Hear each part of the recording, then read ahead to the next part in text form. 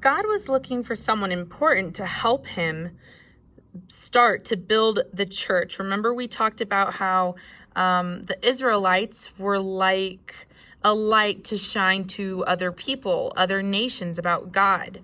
Well, when God wanted a church to help spread light, he was looking for some special people.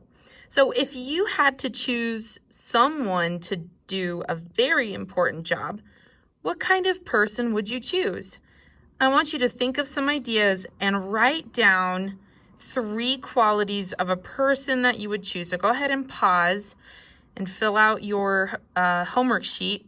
3 characteristics of a person you would want to be a leader in something.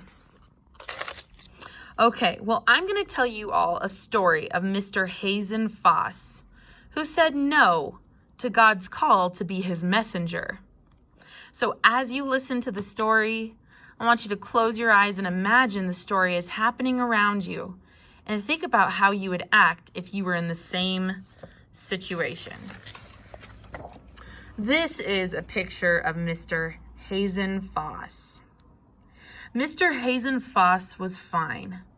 Mr. Foss was smart. Mr. Foss used the very best words. Mr. Foss looked good. God needed a helper. Surely Mr. Foss would be the best choice.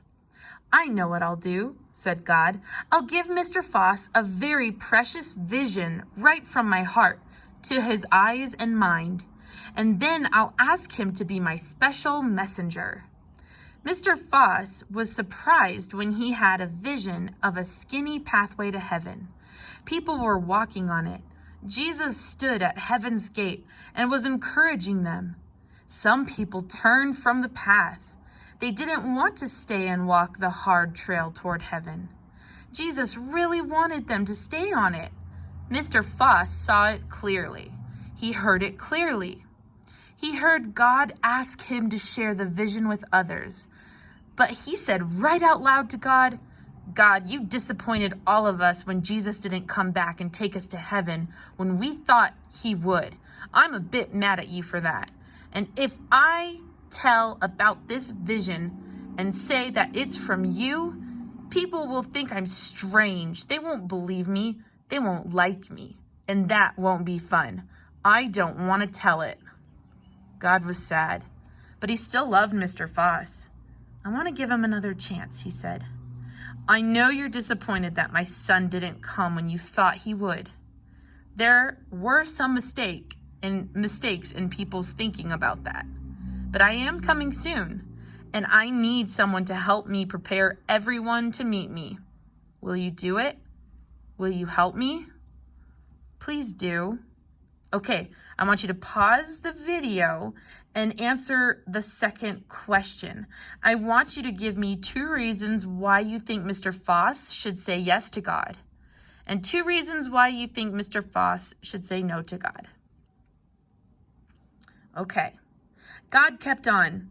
But my dear Hazen, if you choose not to, I'll give the job to someone else, someone who is the weakest of the weak. Mr. Foss walked up and down. He walked back and forward with a little bit of a stomp in his step. He thought very hard with his clever brain, but I think he forgot to pray about it. No, he said, I don't want people to not like me. This job is too big and hard for me. I still won't do it. At that moment, a strange, very bad feeling crashed deep into his heart, and he heard a voice say, Hazen, you have made God's spirit very, very sad. Mr. Foss was a bit frightened because of his bad feeling and the voice, so he said, Oh, I'm sorry. I'll do it. I don't think I should have said no. He quickly asked some people to come to his house so he could tell them about the vision. But when he opened his mouth to speak, he couldn't remember one single thing that he had been shown. It was too late. He had made his choice. What a sad, sad day that was. Everybody who was there in the room felt a bit sick in their stomach with what they'd seen.